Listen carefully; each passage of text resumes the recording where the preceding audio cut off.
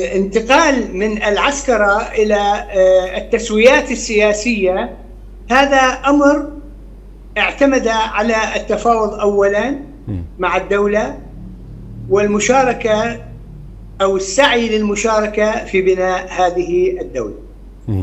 الانتقال من ساحات المعارك إلى ساحات البناء كما قال السيد مظلوم عبدي أننا انتقلنا من ساحة العسكرة إلى ساحة بناء الدولة، وهذا الأمر مهم جدا في بناء المشروع السياسي الذي يشمل كل السوريين.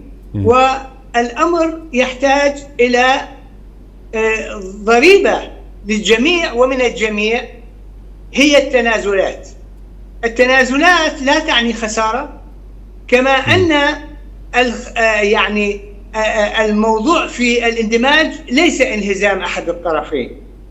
العمل الحقيقي الآن بدأ بأولا الاعترافات الموجودة، الحقوق الكردية المطروحة، وهي مسألة أساسية في كل الحوار وفي كل اللقاءات، لأن حل المسألة الكردية في سوريا هو حل كل القضية السورية.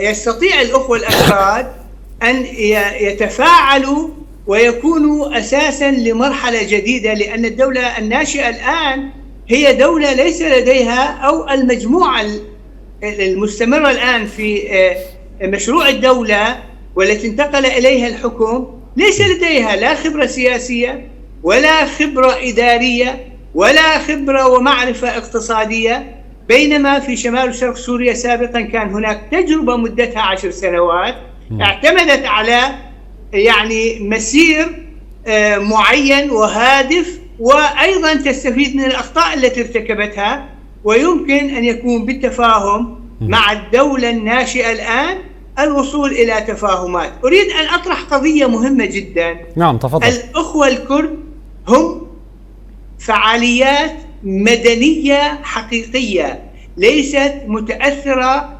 بإيديولوجيات من العصر القديم، وليست متأثرة أيضا بمفاهيم وعقلية ليس لها أصالة في وجود شعبنا في سوريا.